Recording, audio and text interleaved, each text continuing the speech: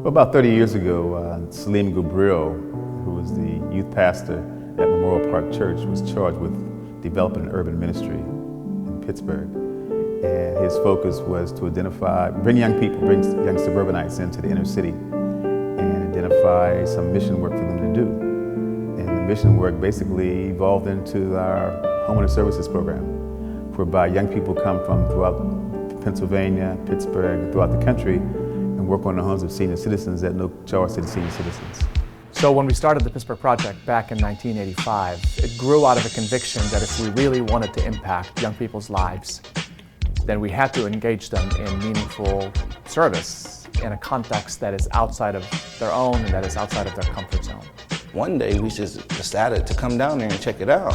So when Salim seen all these kids from the neighborhood, he was like, wow, they're trying to get in. You know, what are we going to do with these young guys and young ladies? And we looked around at that time and there weren't any meaningful, substantial, engaging youth service projects in the city of Pittsburgh, so we started one, and that's how the Pittsburgh Project came to be. For nearly 3 decades, the relationships that were built between the vulnerable homeowners that we serve and the young people who step out of their comfort zones to give their time and energy have been transformative.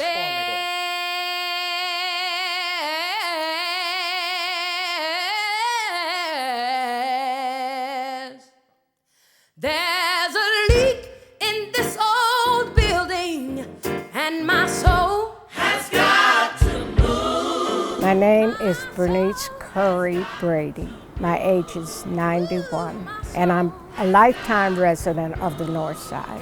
I had heard about the Pittsburgh Project, and I was devastated because my house was deteriorating. Someone told me about the Pittsburgh Projects, and I went up there and put in an application. What these children and their directors and their guidance counselors did is amazing. What we're currently doing right now in the present, we have to just take that to the next level. We're currently, the service projects that we're doing in the summer and the service camps, we're reaching around over 1,000 kids that are coming into the city and working, and we want to see that grow, expand, and just be able to help that work a little bit better. Programs like Pittsburgh Project are very beneficial for many community kids. I believe that they're beneficial because without this program, many kids would just be in the street during the day.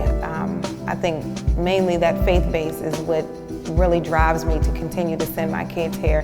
Knowing that they're safe in their own community is also very important. Growing up in the Pittsburgh Project, it was awesome. I mean, the Pittsburgh Project had a huge impact on my life.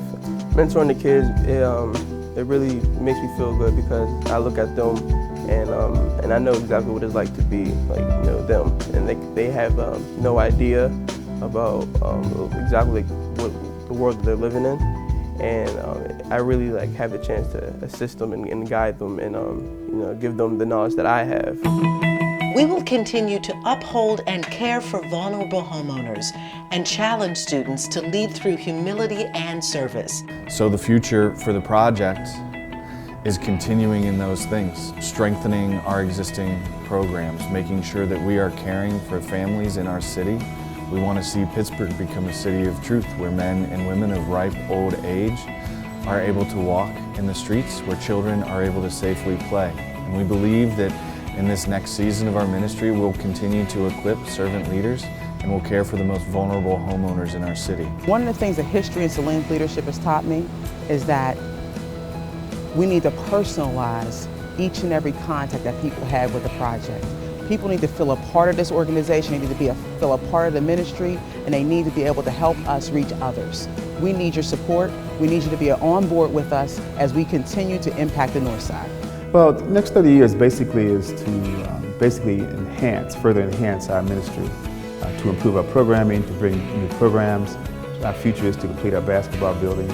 Our future is to reach out to those church organizations who have not come to our ministry, who may have heard about our ministry, have thought about it. We want to convince them that this is a worthy visit for them to make. So the next 30 years need to build on the last 30 and work toward the realization and the culmination of that vision and the elimination of vulnerabilities from our seniors and our children. And we'll rise up, I like the waves, we'll rise up.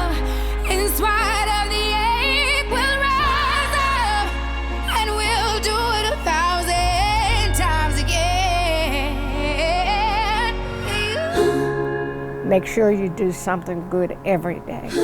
And if that's a value for you, then you have to support the Pittsburgh Project. We need you to join us as we impact Pittsburgh's future. At the Pittsburgh Project, we are looking up.